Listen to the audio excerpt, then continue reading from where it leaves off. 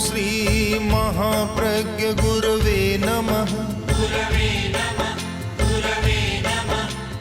ओम श्री महाप्रज्ञ गुरवे नमः। ओम श्री महाप्रज्ञ गुरवे नमः। ओम श्री महाप्रज्ञ गुरवे नमः। ओम श्री महाप्रज्ञ गुरवे नमः। नमो अरहंताणम, नमो अरहंताणम। कष्ट कहाँ होता है कि जहाँ ममत्व जुड़ गया कि मेरा है, फिर कोई छुड़ाए तो लड़ाई करने आ जाए कि कौन है तुम छुड़ाने वाले। वहाँ लड़ाई होती है, झगड़ा होता है, कष्ट होता है, दुख होता है कि इतना भवन छूट गया। मेरा था ही नहीं, जिसके साथ ममत्व नहीं जुड़ा और वह छूट गया तो कोई न कष्ट होता, न याद आती, न कोई उसका सपना आता, न कोई चिंतन आता। हम समझ सकते हैं कि दुनिया में जितना दुख है कहाँ से पैदा हो रहा है, समस्याएं कहाँ से पैदा हो रही है कि जिसके साथ ममत्व जोड़ दिया कि यह मेरा है, यह भाव जोड़ दिया, उसका वियोग होता है तब दुख होता है, अन्यथा कोई दुख दुनिया में नहीं है। आदमी दुख तो स्वयं पैदा करता है। दुख की कोई दुकान नहीं है। जयपुर इतना बड़ा नगर है, हजारों लाखों दुकानें होंगी और कितने उद्योग होंगे, कितनी फैक्ट्रियां होगी, पर दुख की न तो कोई दुकान है न कोई फैक्ट्री है। जामनगर में है क्या मुझे पता नहीं, आप शायद नहीं है, कहीं भी नहीं है। तो फिर कहाँ से आता है? आकाश से भी नहीं आता, पाताल से भी नहीं आता और बाजार से भी नहीं आता। तो फिर कहाँ से आता है? दुख की जड़ को समझने का प्रयत्न करें, समस्या की जड़ को पकड़ें कि समस्या की जड़ क्या है। यह ममत्व, मेरापन, बस जिसके साथ जुड़ गया वहीं कष्ट पैदा हो गया।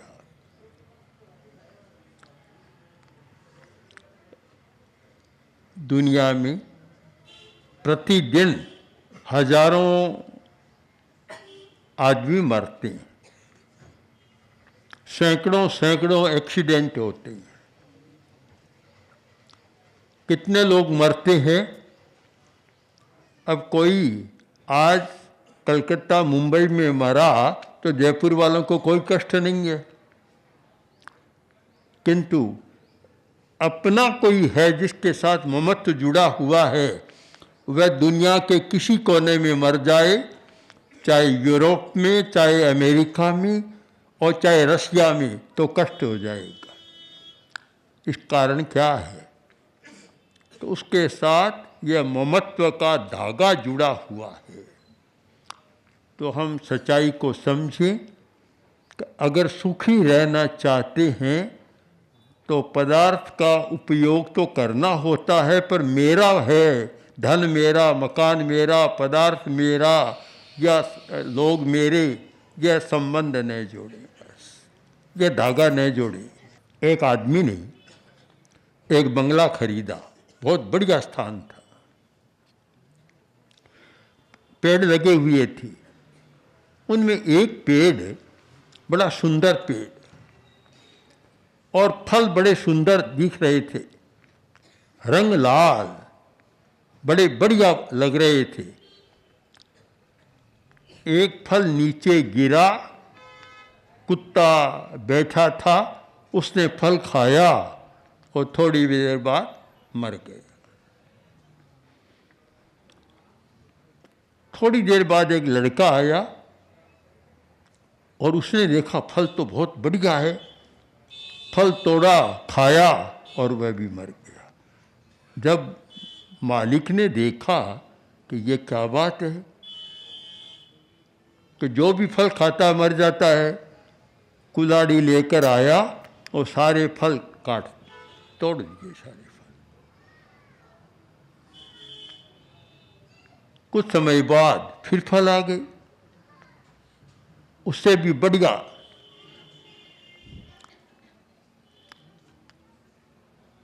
तो उसने सोचा कि ये तो अच्छा नहीं है, फल अच्छे नहीं, जो भी खाता है मर जाता है। तो उसने पत्ते भी तोड़ दिए, फल भी काट दिए और टहनियाँ भी तोड़ दी। शाखाएं विद्यमान थी, कुछ समय बाद फिर फल आ गए। तो अब शाखाओं को काटना शुरू किया। पड़ोसी ने देखा सारा, वह बोला तुम क्या करते हो?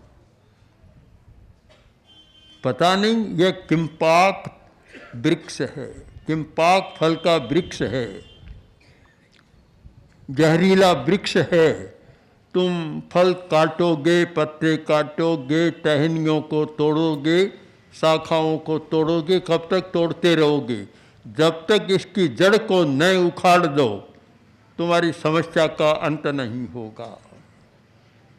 उसने जड़ को उखाड़ दिया, समस्या समाप्त।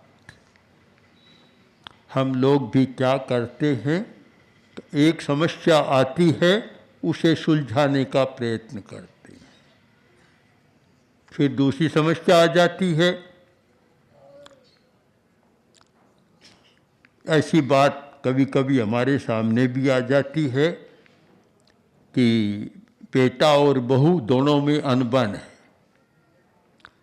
ठीक नहीं चल रहा है, घर का सारा वातावरण बिगड़ रहा है।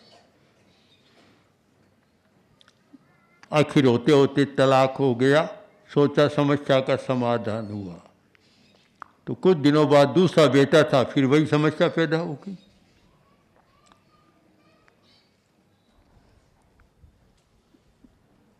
एक समस्या को मिटाते हैं और दूसरी समस्या पैदा हो जाती है। एक दुख का अंत करते हैं, फिर कोई दूसरा नया दुख पैदा हो जाता है। हम इस सच्चाई को समझें कि दुख की जड़ को काटना जरूरी है। जैन धर्म ने एक शब्द दिया, वीतराग। इतना बढ़िया शब्द है वीतराग। अध्यात्म जगत में इससे बढ़िया कोई शब्द नहीं हो सकता। सबसे बढ़िया शब्द है वीतराग। जब तक तुम्हारे भीतर राग है, द्वेष है, समस्याएं पैदा होती रहेगी, दुख पैदा होता रहेगा। कोई दुनिया में मिटाने वाला नहीं और कोई समस्या को सुलझाने वाला नहीं। अगर समस्या का अंत करना है, दुखों का अंत करना है, तो वीतरागता की दिशा में प्रस्थान करो। एक साथ तो नहीं बनोगे, कोई नहीं बनेगा, साधु भी नहीं बनता। किंतु अगर हम वीतरागता की साधना शुरू कर दें, राग द्वेष को उपशांत रखने की साधना शुरू कर दें, तो उतना कष्ट नहीं होगा। मैंने देखा है ऐसे लोगों को कि जिनका क्रोध भी शांत था, अहंकार भी शांत, लोभ भी शांत था। घर में कोई समस्या पैदा होती तो भी दुखी नहीं बनते। हमने भी पूछा, लोग भी पूछते कि इतना चल रहा है, आपको कष्ट नहीं? तो बोला यह दुनिया का स्वभाव है, चलता रहेगा, मैं कब तक दुखी बनूंगा? बस जब तक राग द्वेष की दुनिया है, ये सब चलता रहेगा, मैं किस किस का दुख करूंगा?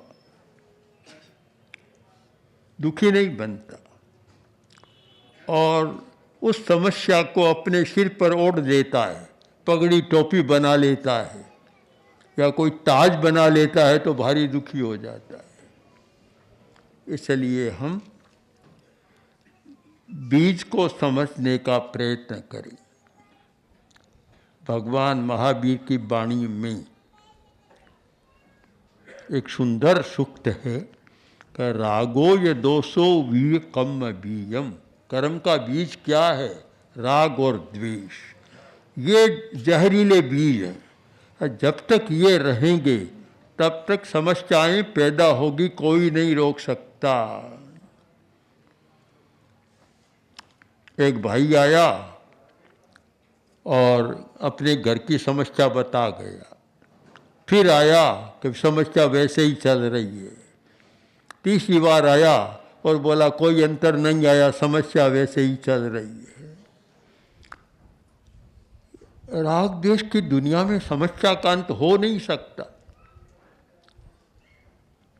जितने लोग बैठे हैं सबका चिंतन अलग है। दो व्यक्तियों का चेहरा भी, आकृति भी समान नहीं होती और प्रकृति भी समान नहीं होती। सबकी प्रकृति अलग अलग है। पति है, उसकी अलग प्रकृति है, पत्नी की अलग प्रकृति है, बेटे की अलग प्रकृति है, बाप की अलग प्रकृति है। प्रकृतियां अलग है, आकृतियां अलग अलग और प्रकृतियां भी अलग अलग है। अब उनमें सामंजस्य कैसे स्थापित किया जाए? कि जिस व्यक्ति ने अपने राग द्वेष को शांत रखने का अभ्यास किया है वह विरोधी प्रकृति में भी शांति से रह सकता है। अलग भिन्न प्रकृति को भी एक दूसरे को सहन कर लेते हैं, शांति से रहते हैं। पति का क्रोध शिखर को छूता है तो पत्नी का क्रोध आसमान को छूता है, फिर कैसे शांति रहेगी? ये संभव नहीं है। अगर एक का शांत हो तो भी कुछ काम चल सकता है, पर दोनों को आसमान छूने वाला हो तो कभी हो नहीं सकता। आज तो ये भारी समस्या है। आचार्य श्री तुलसी जैन विश्व भारती में विराज रहे थे। उन दिनों जापानी लोग काफ़ी प्रेक्षा ध्यान का शिविर करने आते थे, कभी 25 कभी 30 आते रहते थे ऐसे। तो एक जो मुखिया था उसने कहा कि आचार्य जी हमारी तो बड़ी समस्या है। लोग तो ये समझते हैं कि जापान ने बहुत प्रगति की है, बहुत उद्योग में आगे बढ़ गया, धन बहुत हो गया, पर हमारी समस्या यह है कि प्रति 5 मिनट में एक आत्महत्या और प्रति 5 मिनट में एक तलाक। बड़े दुखी हो रहे हैं हम तो। धन क्या बढ़ा और दुखी हो गए हम तो सारा। कारण क्या? कि पदार्थ तो बढ़ा किंतु प्रकृति को शांत नहीं किया। आप निश्चित माने कि जब तक प्रकृति को शांत करने की कला आपके हाथ में नहीं है, न घर का वातावरण शांति का रहेगा, न पड़ोसी का रहेगा, न ओस कुछ रहेगा। पड़ोसी भी शांति से कहाँ रहते? कोई बड़े नगर की बात है जहाँ बहुमंजिले मकान होते हैं फ्लैट सिस्टम में आजकल। तो एक आदमी नीचे रहता था, दूसरा ऊपर रहता था, पर दोनों ही तेज स्वभाव वाले थे। ऊपर नीचे थे पर स्वभाव तेज। एक दिन एक आदमी ने सोचा कि पड़ोसी है, इसको तंग करना चाहिए, क्योंकि जब आवेश होता है, क्रोध होता है तो यह बात मन में आती है। तो गया और ऐसी स्थान पर सिगड़ी जलाई कि धुआं सीधा ऊपर चला जाए। जब उसने देखा कि धुआं आ रहा है, आखिर बोला, अरे भाई क्या कर रहे हो? पड़ोस की धर्म को समझो, तुम्हारा धुआं सीधा ऊपर आ रहा है और बड़ी समस्या हो रही है, विवेक से काम लो। बोला मैं नहीं जानता, मैं क्या करूं? धुएं का स्वभाव तो ऊपर जाने का है, मैं क्या कर सकता हूं इसका? कि दूसरी जगह जला लो सिगड़ी, कि जगह है कहाँ, यही जगह और मेरे पास नहीं है, चुप रहो तुम। चुप कर दिया। आखिर क्रिया की प्रतिक्रिया होती है। उसने भी सोचा कि मुझे भी इसका बदला लेना है, क्या करूं। तो ऊपर रहता था, नाली थी पानी की, जहाँ से गंदा पानी जाता था, उस नाली में एक बेज कर दिया, छेद कर दिया, तो पानी नीचे आने लगा। और वह चिल्लाया, अरे क्या कर रहे हो, तुम्हारा गंदा पानी नीचे आ रहा है। कि मैं क्या कर सकता हूँ भाई, धुएं का स्वभाव ऊपर जाने का है, तो पानी का स्वभाव नीचे आने का, मैं क्या कर सकता हूँ। जहाँ राग और द्वेष होते हैं, जहाँ क्रोध और आवेश होता है, वहाँ कोई किसी को शांति से रहने नहीं देता। हम सारी दुनिया का सर्वे कर लें, पूरे जगत की यात्रा परिक्रमा कर लें, सब जगह समस्या की जड़ में यह आवेश मिलेगा, आवेश, राग और द्वेष मिलेगा।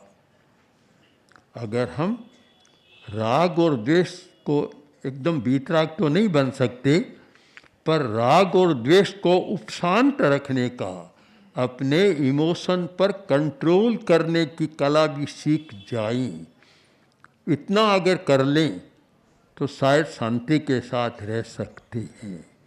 इसीलिए मैंने कहा कि जो समस्या की जड़ है, उस जड़ को उखाड़ने की दिशा में प्रस्थान करो।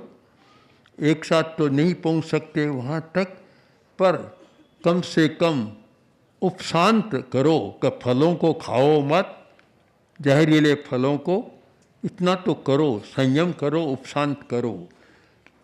एक शब्द और है जैन आगमों का, उपशम। एक शब्द तो है महत्वपूर्ण वीतराग, दूसरा है उपशम। उपशांत रखो, शांत रखो। वीतराग तो नहीं बने, पर जो शांत रखता है, एक ने कहा और दूसरा सुन लेता है, तो घर में झगड़ा नहीं होता। दोनों जब बोलते हैं तो झगड़ा होता है, फिर पड़ोसी सुनते हैं, ये स्थिति बन जाती है। तो आप इन दो शब्दों पर गहरा मनन करें। एक शब्द उपशम और दूसरा वीतराग। लक्ष्य तो यह बनाए कि हमें वीतराग बनना है, किंतु उसके लिए लंबी साधना की ज़रूरत है और पता नहीं कितने जीवन की यात्रा करनी होती है। वहाँ तक तो पहुँचेंगे, तब पहुँचेंगे, किंतु उपशम की साधना करो, शांत रहो। लोग आते, मेरे पास आते या गुरुदेव के पास जाते कि महाराज वह अपना सारा लिए चल रहा, अच्छा नहीं, रख दे, पर किसी की मानता नहीं है, सुनता नहीं। तेज आदमी, स्वाभिमानी आदमी था, पर एक बात थी कि कितना ही उग्र था, पर जहाँ गुरुदेव ने कह दिया और मैंने कह दिया, बस शांत, ऐसे लगता जैसे ताला जड़ दिया, उपशांत। तो आखिर ऐसा चाहिए कि घर में या और परिवार में कोई ऐसा हो कि अमुक ने कह दिया तो तत्काल शांत, तब तो ठीक हो जाए। कोई किसी की बात सुने नहीं, माने नहीं, तो फिर विग्रह कभी समाप्त नहीं होता। तो हर घर में ऐसी व्यवस्था चाहिए, एक दो आदमी ऐसे चाहिए कि जहाँ भी कोई समस्या आए, झगड़ा हो, और अमुक ने आकर कह दिया चुप रहो, बस मौन, एकदम शांत हो गए। तो उपशम है ये, उपशम। आग भभक रही है और पानी डाला, उपशांत हो गई। दूध में उफान है, पानी का छींटा दिया, उपशांत हो गया। तो उपशम की प्रक्रिया को हम समझें, लक्ष्य बनाएं वीतराग होने का, और पहले प्रक्रिया समझे उपशम करने की, उपशांत रहने की। तो शायद हम बहुत सारी समस्याओं से छुटकारा पा सकते हैं और बहुत सारे दुखों से भी मुक्ति पा सकते हैं। और इस उपशम की साधना करते करते एक दिन समस्या दुख की जड़ को काटने में सफल हो सकते हैं और बीतराग बन सकते हैं। ओम। हम सिद्ध योगी आचार्य श्री महाप्रज्ञ से प्रेक्षा ध्यान का एक प्रयोग करें। आपको एक प्रयोग कराया जा रहे हैं श्वास प्रेक्षा का। 5 सेकंड में श्वास लेना है, 5 सेकंड भीतर रोकना है और 5 सेकंड रेचन करना है और 5 सेकंड बाहर रोकना है। इस प्रकार 20 सेकंड में एक श्वास। सावधान रहे, श्वास भरे, भीतर रोके, रेचन करे, बाहर रोके, श्वास भरे, भीतर रोके, रेचन करे, बाहर रोके, श्वास भरे, भीतर रोके, रेचन करे, बाहर रोके, श्वास भरे, भीतर रोके, रेचन करे, बाहर रोके, श्वास भरे, भीतर रोके, रेचन करे, बाहर रोके, श्वास भरे, भीतर रोके, रेचन करे, बाहर रोके,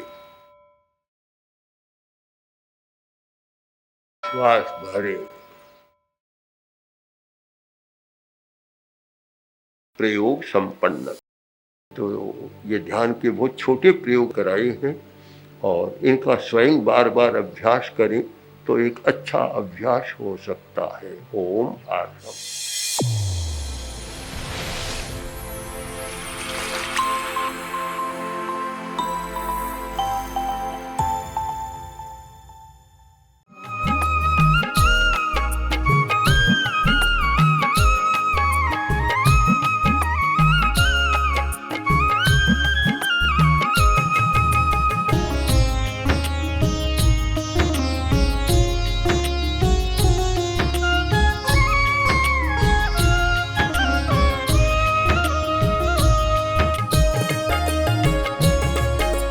ओम श्री महाप्रज्ञ गुरवे नमः।